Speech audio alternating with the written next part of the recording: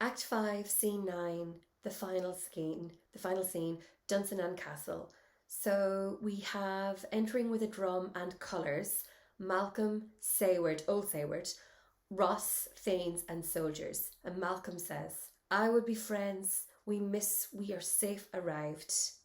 So I hope that everybody is accounted for. Sayward says, some must go off. And yet by these I see so great a day as this is cheaply bought. So Sayward is remarking upon the fact that not many people have in fact been killed in taking back Scotland.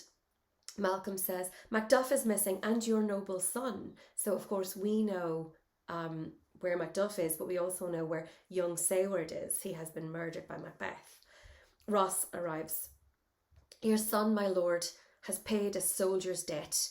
He only lived until he was a man, the which no sooner had his prowess confirmed in the unshrinking station where he fought, but like a man he died. So Ross is delivering the news now that to old Sayward, that young Sayward, his young son, who was just about a man, has died in battle. Sayward says, then he is dead. Ross says, aye, and brought off the field. Your cause of sorrow must not be measured by his worth, for then it hath no end. So he was such a great soldier and such a great young warrior that if you measure your sadness against his greatness, your grief will actually never end. Sayward says, had he hurts before, as in, i.e., were his hurts or his pains or his gashes at the front of his body, i.e., did he fight his enemy in the front? And Ross says, aye, on the front. And Sayward says then, Sayward is an established, hardened soldier of war. And he says, well then, why then? God's soldier be he. Had I as many sons as I have hairs, I would not wish them a fairer death. And so his knell is knolled. So a little bit hard here, maybe a hardened man in battle, but saying, well, he died well, he died as a soldier, which is what I would want for him. If I had as many sons as I have hair on my head, this is what I would want for them. And Malcolm says to Sayward, he's worth more sorrow, and that I'll spend for him, meaning, we will reflect upon him and remember him properly when we have time. And Sayward says, he's worth no more. They say he parted well and paid his score, and so God be with him. Here comes newer comfort. So, no, it's fine. He died a soldier's death. And this is important because this is the last scene of the play, a play that has been full of bloodshed all the way through.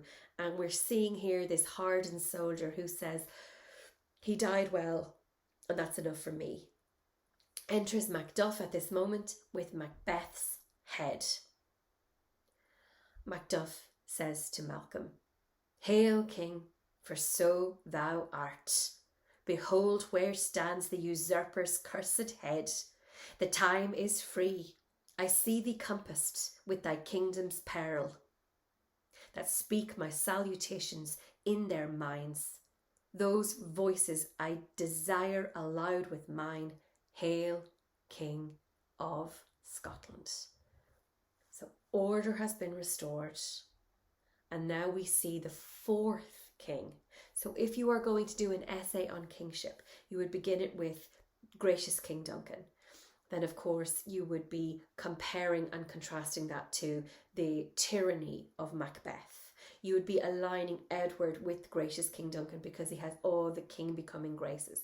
And now you have the rightful heir being restored as young Malcolm. Now we're not going to see much of his kingship, but we have seen a glimpse into the kind of king he will be. He's discerning. He's not easily fooled. He can spot when someone is being two-faced, and he has all the potential for being a good and great king.